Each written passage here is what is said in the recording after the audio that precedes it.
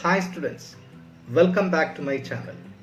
Today we are going to discuss with the important area of this chapter that is called the 14 Principles of Management developed by Henry Fayol.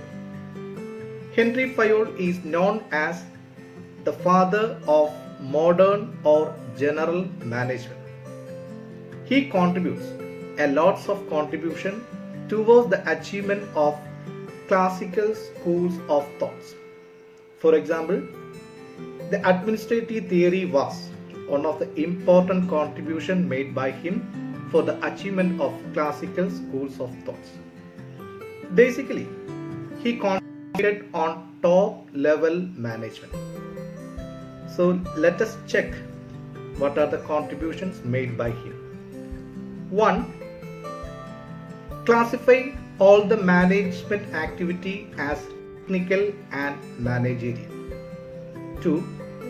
Identify the management function that constitute the process of management. 3. He developed 14 principles of management. Let's check what are the 14 principles of management. 14 principles എന്താണ് എന്ന് പറയുന്നതിന് മുന്നോടിയായിട്ട് ഒരു കാര്യം നിങ്ങളോട് പറയാൻ ഞാൻ ആഗ്രഹിക്കുന്നു. അതായത് അക്കാഡമിക് തലത്തിൽ ഈ പ്രിൻസിപ്പിൾസ് പഠിച്ച് മാർക്ക് വാങ്ങുക എന്നുള്ള ലക്ഷ്യത്തിലുപരി നമ്മുടെ നിത്യജീവിതത്തിൽ ഈ 14 പ്രിൻസിപ്പിൾസ് മുന്നോട്ട് നയിക്കാൻ നമ്മെ വളരെയധികം സഹായിക്കും എന്നുള്ള ഉറച്ച വിശ്വാസം എനിക്കുണ്ട്. അതുതന്നെയാണ് ഈ 14 പ്രിൻസിപ്പിൾസിൻ്റെ ഏറ്റവും വലിയ സ്വഭാവ സവിശേഷത. തീർച്ചയായും മാർക്ക് വാങ്ങുക എന്നുള്ള ലക്ഷ്യത്തിലുപരി ഈ 14 തത്വങ്ങൾ നമ്മുടെ നിത്യജീവിതത്തിൽ ഒരു ദിനചര്യയാക്കി മാറ്റണം എന്നുള്ള ഒരു റിക്വസ്റ്റും കൂടെ ഞാൻ ഇതോടൊപ്പം വെക്കുകയാണ്.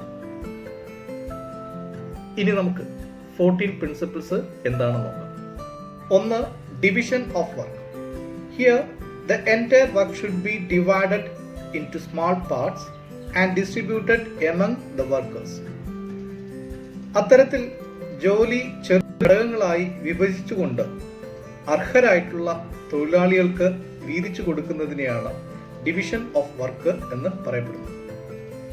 ഫോർ എക്സാമ്പിൾ, ഒരു വ്യക്തി ഒറ്റയ്ക്ക് ഒരു ടേബിൾ എടുത്ത് പൊക്കുന്നതിന് പകരം 4 പേര് ചേർന്ന് എടുത്ത് പൊക്കിക്കഴിഞ്ഞാൽ വളരെ ഈസി ആയിട്ട് അദ്ദേഹത്തിന് അത് നിർവഹിക്കാൻ സാധിക്കും എന്നുള്ളതാണ്. ഇത് തന്നെയാണ് ഈ ഒരു തത്വത്തിൻ്റെയും അടിസ്ഥാനം. ഒരു ജോലി ഒരാൾ ചെയ്യുന്നതിന് പകരം അതിനെ സ്മോൾ പാർട്ടുകളായി വീതിച്ചുകൊണ്ട് അത് അർഹരായിട്ടുള്ള തൊഴിലാളികൾക്ക് വീതിച്ചു കൊടുക്കുക എന്നുള്ളതാണ്. ഇവിടെ സ്വാഭാവികമായും സ്പെഷ്യലൈസേഷൻ, സ്പീഡ്, കാര്യക്ഷമത എന്നിവ വർദ്ധിക്കുന്നതാണ്. അതുതന്നെയാണ് ഹെൻറി ഫയോൾ ഈ തത്വത്തിലൂടെ നമ്മോട് പറയാൻ ആഗ്രഹിക്കുന്നത്. 2. Authority and responsibility. Here the authority means right to give orders and responsibility means obligation to do that particular job. ഇവിടെ ഹെൻറി ഫയോൾ നമ്മോട് പറയാൻ ഉദ്ദേശിക്കുന്നത് അധികാരത്തിൻ്റെയും ഉത്തരവാദിത്വത്തിൻ്റെയും സന്തുലിതാവസ്ഥ കൈവരിക്കണം എന്നുള്ളതാണ്. That means if you want to give some particular job to a particular person, you should also give authority along with responsibility. 3. Discipline. നമുക്കറിയാം, ഏതൊരു സ്ഥാപനത്തിൻ്റെയും വിജയത്തിൻ്റെ രഹസ്യം എന്ന് പറയപ്പെടുന്നത് ആ സ്ഥാപനത്തിൽ ഫോളോ ചെയ്യപ്പെടുന്ന ഡിസിപ്ലിൻ ആണ്.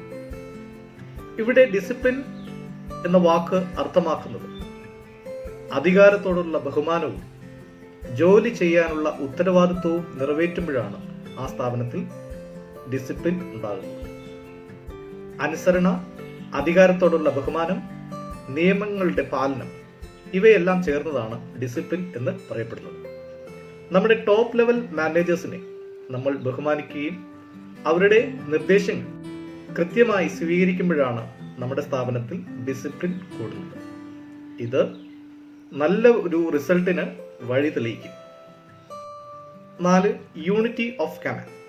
Here, the unity of command means a subordinate should receive only one order from one superior at a time. ഒരു കീഴ് ജീവനക്കാരൻ ഒരേ സമയം ഒരു സുപ്പീരിയറിന്റെ കയ്യിൽ നിന്ന് മാത്രമേ ഓർഡേഴ്സ് സ്വീകരിക്കാൻ പാടുള്ളൂ. ഒന്നിൽ കൂടുതൽ സുപ്പീരിയേഴ്സ് ഓർഡേഴ്സ് ഇൻസ്ട്രക്ട് ചെയ്യുകയാണെന്നുണ്ടെങ്കിൽ സ്വാഭാവികമായിട്ടും തൊഴിലാളികൾക്ക് ഒരു കൺഫ്യൂഷൻ ഉണ്ടാകാം. സോ അത്തരത്തിലുള്ള കൺഫ്യൂഷൻ ഒഴിവാക്കുന്നതിന് വേണ്ടിയിട്ടാണ് Henry Fayol unity of command എന്ന് പറയപ്പെടുന്ന തത്വം സജസ്റ്റ് ചെയ്തത്. ഇവിടെ നിങ്ങൾക്ക് സ്വാഭാവികമായിട്ടും ഒരു കൺഫ്യൂഷൻ ഉണ്ടാകും.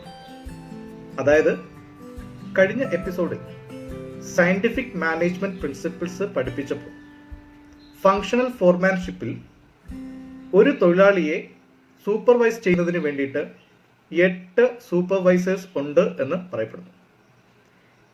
ഈ 8 പേരും ഈ തൊഴിലാളികളുടെ ജോലി നോക്കിക്കാണുന്നു. അപ്പൊ സ്വാഭാവികമായിട്ടും നിങ്ങളുടെ മനസ്സിൽ ഒരു സംശയം ഉണ്ടാകാം. യൂണിറ്റി ഓഫ് കമാൻഡ് എന്ന് പറയപ്പെടുന്ന തത്വം ഫങ്ഷണൽ ഫോർമാൻഷിപ്പ് എന്ന് പറയപ്പെടുന്ന തത്വവുമായി കോൺട്രഡിക്ഷൻ ഉണ്ടാകാൻ ഇടയില്ലേ? സ്വാഭാവികമായിട്ടുള്ള ഒരു ചോദ്യമാണ്. തീർച്ചയായും ഇല്ല എന്നുള്ളതാണ് അതിന്റെ ആൻസർ. ബിക്കോസ് ഫങ്ഷണൽ ഫോർമാൻഷിപ്പിൽ ഈ 8 പേരും അവരവരുടെ മേഖലയിൽ പെടുന്ന ഇൻസ്ട്രക്ഷൻസ് ആണ് കൊടുക്കുന്നത്. അല്ലാതെ ഒരാൾ കൊടുക്കുന്ന ഇൻസ്ട്രക്ഷന് പകരമായിട്ട് വേറെ ആരും ഇൻസ്ട്രക്ഷൻ കൊടുക്കുന്നില്ല. അവരവരുടെ മേഖലയിൽ പെടുന്ന ഇൻസ്ട്രക്ഷൻസ് ആണ് ഈ തൊഴിലാളികൾക്ക് കൊടുക്കുന്നുള്ളത് കൊണ്ട് ഇവിടെ ഫങ്ഷണൽ ഫോർമാൻഷിപ്പും യൂണിറ്റി ഓഫ് കമാൻഡും കോൺട്രഡിക്റ്റ് ചെയ്യുന്നില്ല എന്നുള്ളതാണ്. 5. Unity of direction. ഒരേ ലക്ഷ്യത്തോടു കൂടി പ്രവർത്തിക്കുന്ന ഒരു ഗ്രൂപ്പിന് ഒരു തലവനും ഒരു ലക്ഷ്യം മാത്രമേ പാടുള്ളൂ എന്നുള്ളതാണ് പഠിപ്പിക്കുന്നത്. ഇവിടെ നമുക്ക് ഒരു ചിത്രം കാണാം. ആ ചിത്രത്തിൽ ഒരു വടംവലി മത്സരമാണ്. ഈ വടംവലി മത്സരത്തിൽ പങ്കെടുക്കുന്ന എല്ലാവരും ഒരേ ഡയറക്ഷനിൽ ആണ് കയറ് വലിക്കുന്നത്. അതുകൊണ്ടാണ് അവർക്ക് വിജയം ഉണ്ടാകുന്നത്. അതേസമയം ഈ ടീം അംഗങ്ങൾ അവരവരുടെ ഇഷ്ടത്തിന് പല ദിശയിലേക്കും വടം വലിക്കുകയാണെന്നുണ്ടെങ്കിൽ തീർച്ചയായിട്ടും അവർക്ക് ഒരു വിജയ സാധ്യത ഇല്ല. അപ്പോൾ ഇവിടെ ഹെൻറി ഫയോൾ നമ്മോട് പറയാൻ ഉദ്ദേശിക്കുന്നത് ഒരേ ലക്ഷ്യവുമായി മുന്നോട്ട് പോകുന്ന ഒരു ഗ്രൂപ്പിന് ഒരു ഹെഡും ഒരു ലക്ഷ്യവും മാത്രമേ പാടുള്ളൂ എന്നുള്ളതാണ്. 6. Subordination of individual interest to general interest. ഇവിടെ ഏതെങ്കിലും ഒരു പ്രത്യേക ജീവനക്കാരന്റെ താല്പര്യത്തേക്കാൾ പ്രാധാന്യം ആ സ്ഥാപനത്തിന്റെ പൊതു താല്പര്യത്തിന് കൊടുക്കണം എന്നുള്ളതാണ് ഈ തത്വം നമ്മോട് പറയപ്പെടുന്നത്. അതായത് സ്ഥാപനത്തിൽ വർക്ക് ചെയ്യപ്പെടുന്ന ഓരോ ഇൻഡിവിജ്വൽസിനും അവരവരുടേതായിട്ടുള്ള ലക്ഷ്യങ്ങൾ ഉണ്ട്. ഫോർ എക്സാമ്പിൾ, ആ സ്ഥാപനത്തിന്റെ ജീവനക്കാരുടെ ലക്ഷ്യം എന്ന് പറയപ്പെടുന്നത് അടിസ്ഥാനപരമായി സാലറി തന്നെയാണ്. എന്നാൽ ആ സ്ഥാപനത്തിന്റെ ലക്ഷ്യം എന്ന് പറയപ്പെടുന്നത് കോസ്റ്റ് കുറച്ചുകൊണ്ട് മാക്സിമം പ്രോഡക്റ്റ് പ്രൊഡ്യൂസ് ചെയ്യുക എന്നുള്ളതാണ്. ഇവിടെ വ്യക്തിപരമായിട്ടുള്ള താല്പര്യങ്ങൾ മാറ്റി നിർത്തിക്കൊണ്ട് സ്ഥാപനത്തിന്റെ പൊതുവായിട്ടുള്ള താല്പര്യങ്ങൾക്ക് വേണ്ടി പ്രവർത്തിക്കണം എന്നുള്ളതാണ് ഈ തത്വം നമ്മോട് പറയപ്പെടുന്നത്. 7. Remuneration to personnel. ഈ തത്വം അനുസരിച്ച് ശമ്പള ഘടന ജീവനക്കാർക്കും സ്ഥാപനത്തിനും ഒരുപോലെ നീതിയുക്തമായിരിക്കണം. ജീവനക്കാർക്കുള്ള പ്രതിഫലം നീതിക്കും ന്യായത്തിനും നിരക്കുന്നതായിരിക്കണം. ചെയ്യുന്ന ജോലിക്ക് ഫെയർ ആയിട്ടുള്ള ഒരു റെമ്യൂണറേഷൻ കൊടുക്കണം എന്നുള്ളതാണ് ഫയോൾ ഈ പ്രിൻസിപ്പിൾസിലൂടെ പറയപ്പെടുന്നത്. 8. Centralisation and decentralisation. Here, the centralization means the decision-making power is vested in the hands of few people. On the other hand, decentralization അർത്ഥമാക്കുന്നത് decision-making പ്രോസസ്സിൽ ലോവർ ലെവൽ മാനേജേഴ്സിനെ അല്ലെങ്കിൽ കീഴ് ജീവനക്കാരെ ഉൾപ്പെടുത്തുക എന്നുള്ളതാണ്. ഇവിടെ ഫയോൾ സജസ്റ്റ് ചെയ്യുന്നത് സെൻട്രലൈസേഷന്റെയും ഡീസെൻട്രലൈസേഷന്റെയും ഇടയ്ക്കുള്ള ഒരു അവസ്ഥ പ്രാവർത്തികമാക്കണം എന്നുള്ളതാണ്. അതായത് ടോപ്പ് ലെവൽ മാനേജ്മെന്റിനോ ലോവർ ലെവൽ മാനേജ്മെന്റിനോ കൂടുതലും പ്രാധാന്യം കൊടുക്കാതെ ഇതിന്റെ ഇടയിലുള്ള ഒരു അവസ്ഥയ്ക്ക് കൂടുതൽ പ്രാധാന്യം കൊടുക്കണം എന്നുള്ളതാണ് സെൻട്രലൈസേഷൻ ആൻഡ് ഡീസെൻട്രലൈസേഷൻ എന്ന തത്വത്തിലൂടെ അർത്ഥമാക്കുന്നത്. 9. Scalar chain. Scalar chain means a chain of command starts from top level management to lower level management. Effective ആയിട്ടുള്ള കമ്മ്യൂണിക്കേഷൻ അതുപോലെ തന്നെ യൂണിറ്റി ഓഫ് കമാൻഡും നമ്മുടെ സ്ഥാപനത്തിൽ സാധ്യമാകുക എന്നുള്ള ലക്ഷ്യത്തോടു കൂടിയാണ് ഹെൻറി ഫയോൾ സ്കാലർ ചെയിൻ തത്വം ആവിഷ്കരിച്ചത്. ഇവിടെ ശ്രദ്ധിക്കേണ്ട 2 കാര്യങ്ങൾ. സ്കാലർ ചെയിനിന് 2 തരത്തിലുള്ള ന്യൂനതകൾ ഉണ്ട്. ഒന്ന്, ഇതൊരു ടൈം കൺസ്യൂമിംഗ് പ്രോസസ്സാണ്. 2, മുകളിലത്തെ തട്ടിൽ നിന്ന് താഴെത്തട്ടിലേക്ക് ആശയം കൈമാറി വരുന്നത് കൊണ്ട് പലതരത്തിലുള്ള ഡിസ്റ്റോർഷൻസ് സംഭവിക്കാം. ഇവിടെ നമുക്ക് ചിത്രത്തിൽ ഒരു സ്കാലർ ചെയിനിന്റെ പടം കാണുന്നുണ്ട്. ഈ പടത്തിൽ ഒ എന്ന് പറയപ്പെടുന്ന മാനേജിംഗ് ഡയറക്ടറും അദ്ദേഹത്തിന്റെ കീഴിൽ വരുന്ന, അതായത് A, B, C, D, E 4 subordinates ആണ് ഉള്ളത്. അതുപോലെ തന്നെ P, Q, R, S, T. ഇവിടെ ഡിക്ക് ഒയോട് സംസാരിക്കണമെങ്കിൽ ഡി അത് ആദ്യം സിയോട് പറയണം, സി അത് ബിയോട് പറയണം, ബി അത് എയോട് പറയണം. എങ്കിൽ മാത്രമേ ഡിയും ഒയും തമ്മിലുള്ള കമ്മ്യൂണിക്കേഷൻ സാധ്യമാകത്തുള്ളൂ. So it will take so much of time. അതുപോലെ തന്നെ ഈ സ്കാലർ ചെയിനിൽ നമുക്ക് കാണാൻ സാധിക്കും ഡിയും എസും ഒരേ റാങ്കിലുള്ള ആളാണ്. ഈ സ്കാലർ ചെയിൻ നമ്മൾ അതേപടി ഫോളോ ചെയ്യുകയാണെന്നുണ്ടെങ്കിൽ ഡിക്ക് എസിനോട് സംസാരിക്കണമെങ്കിൽ ഡി സിയോട് സംസാരിക്കണം, സി ബിയോട് സംസാരിക്കണം, ബി എയോട് സംസാരിക്കണം, എ ഒയോട് സംസാരിക്കണം. അതിനുശേഷം ഒ പിയോട് സംസാരിക്കണം, പി ക്യൂയോട് സംസാരിക്കണം, ക്യൂ ആറോട് സംസാരിക്കണം, ആറ് പിന്നെ അത് എസോട് സംസാരിക്കണം. സോ ഇവിടെയും സോ മച്ച് ഓഫ് ടൈം, ഒരുപാട് തരത്തിലുള്ള ടൈം കൺസ്യൂമിംഗ് ഫാക്ടർ ഇവിടെ കാണുന്നുണ്ട്. സോ അത്തരത്തിലുള്ള ടൈം ഡിലേ ഒഴിവാക്കുന്നതിന് വേണ്ടി, അതായത് ഒരേ റാങ്കിലുള്ള ഉദ്യോഗസ്ഥർക്ക് പരസ്പരം സംസാരിക്കുന്നതിന് വേണ്ടിയിട്ട് ഒരു ഗ്യാങ് പ്ലാൻ എന്ന് പറയപ്പെടുന്ന ആശയം മുന്നോട്ട് വെച്ചു. 10. ഓർഡർ. ഫയോളിന്റെ അഭിപ്രായത്തിൽ നമ്മുടെ സ്ഥാപനത്തിന് കാര്യക്ഷമമായിട്ടുള്ള ഒരു റിസൾട്ട് കിട്ടണമെങ്കിൽ സാധനങ്ങളായിരുന്നാലും ശരി, ആളുകളായിരുന്നാലും ശരി, അത് ഇരിക്കേണ്ട സ്ഥലത്ത് ഇരിക്കേണ്ട സമയത്ത് കാണണം എന്നുള്ളതാണ്. അപ്പൊ അത്തരത്തിൽ നമ്മുടെ സ്ഥാപനത്തിൽ എല്ലാ കാര്യങ്ങൾക്കും ഒരു ഓർഡർ ഉണ്ടാവുകയാണെങ്കിൽ സ്വാഭാവികമായിട്ടും യാതൊരുവിധ കൺഫ്യൂഷൻ ഇല്ലാതെ വളരെ സ്മൂത്ത് ആയിട്ട് കാര്യങ്ങൾ നടക്കും എന്നുള്ളതാണ്. ഇവിടെ നമുക്ക് ചിത്രത്തിൽ 2 കാര്യങ്ങൾ കാണാൻ സാധിക്കും. ഒരു ചിത്രത്തിൽ ബുക്കുകൾ വളരെ ഷഫിൾ ചെയ്ത് കിടക്കുന്നുണ്ട്. മറ്റൊരു ചിത്രത്തിൽ ആ ബുക്കുകളെല്ലാം ഒരു ഷെൽഫിൽ വളരെ ഓർഡർ ആയിട്ട് കിടക്കുന്നുണ്ട്. അപ്പോൾ തീർച്ചയായിട്ടും ഈ പിക്ചറിൽ നിന്ന് തന്നെ നമുക്ക് മനസ്സിലാക്കാം, ഓരോ ടെക്സ്റ്റ് ബുക്ക് അല്ലെങ്കിൽ ഓരോ കാര്യങ്ങൾ അല്ലെങ്കിൽ ഓരോ ബുക്കുകൾ അതാത് ഷെൽഫിൽ അടുക്കി വെക്കുകയാണെന്നുണ്ടെങ്കിൽ യാതൊരുവിധ കൺഫ്യൂഷനും കൂടാതെ നമുക്ക് അത് സെലക്ട് ചെയ്യാൻ സാധിക്കും. ഇത് തന്നെയാണ് ഫയോൾ നമ്മോട് പറയുന്നത്. 11. ഇക്വിറ്റി. തൊഴിലാളികളോടുള്ള മാനേജറുടെ പെരുമാറ്റത്തിൽ ദയയ്ക്കും നീതിക്കും സ്ഥാനമുണ്ടായിരിക്കണം എന്നുള്ളതാണ് ഈ തത്വത്തിലൂടെ നമ്മോട് പറയപ്പെടുന്നത്. അവിടെ ജാതി, മതം, ഭാഷ, വേഷം തുടങ്ങിയ കാര്യങ്ങൾക്ക് അതിർവരമ്പുകൾ പാടില്ല.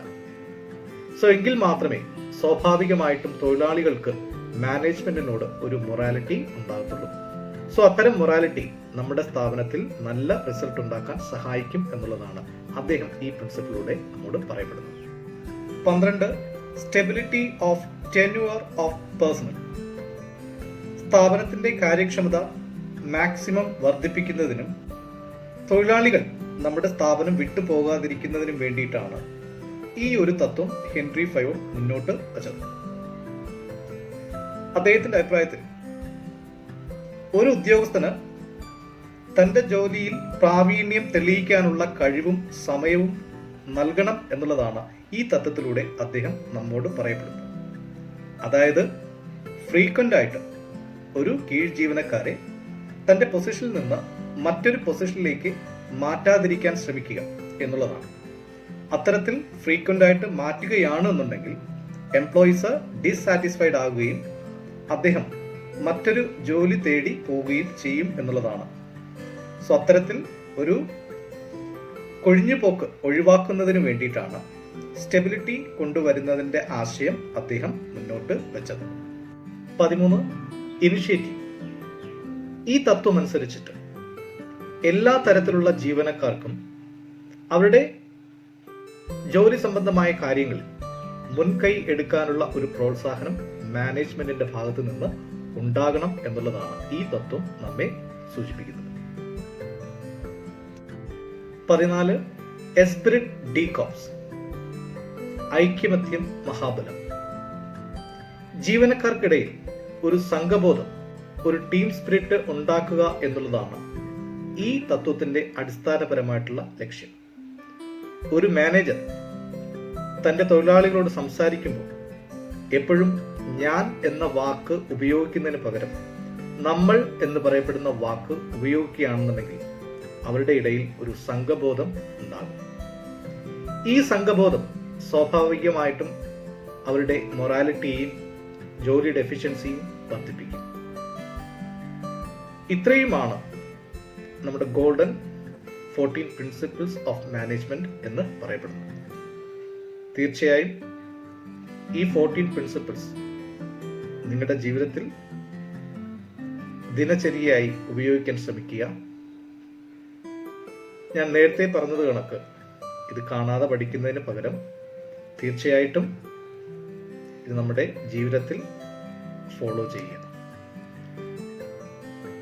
ഇനി അവസാനമായി ഒരു കാര്യം കൂടി ഞാൻ ഓർപ്പിക്കാൻ ശ്രമിക്കുന്നുണ്ട്.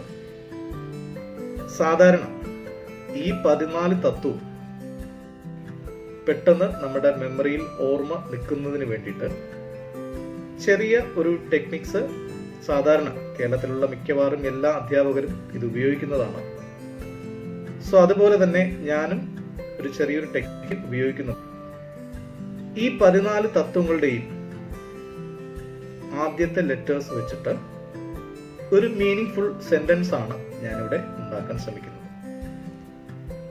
അപ്പോൾ തീർച്ചയായിട്ടും ആ സെന്റൻസ് അല്ലെങ്കിൽ ആ ഒരു വാക്ക് നിങ്ങൾ ഓർത്തിരിക്കുകയാണെന്നുണ്ടെങ്കിൽ അതേ ഓർഡറിൽ നമുക്ക് എഴുതാൻ സാധിക്കും. Dad you as are see so easy. ഒന്നുകൂടെ പറയാം. Dad you as are see so easy. അപ്പോൾ ഇത്രയും കാര്യങ്ങൾ നിങ്ങൾ ഓർത്തിരിക്കും എന്ന് ഞാൻ വിശ്വസിക്കുന്നു. കൂടാതെ നിങ്ങളുടെ ജീവിതത്തിൽ ഈ പ്രിൻസിപ്പിൾസ് ഫോളോ ചെയ്യും എന്നും ഞാൻ വിശ്വസിക്കുന്നു. അപ്പോൾ ഇന്ന് നമ്മൾ നോക്കിയത് 14 പ്രിൻസിപ്പിൾസ് ഓഫ് മാനേജ്മെന്റ് ആണ്. അത് നിങ്ങൾക്കെല്ലാവർക്കും മനസ്സിലായി എന്ന് ഞാൻ വിശ്വസിക്കുന്നു. നാളെ പുതിയ ചാപ്റ്ററുമായി നമുക്ക് വീണ്ടും കാണാം. Till then bye.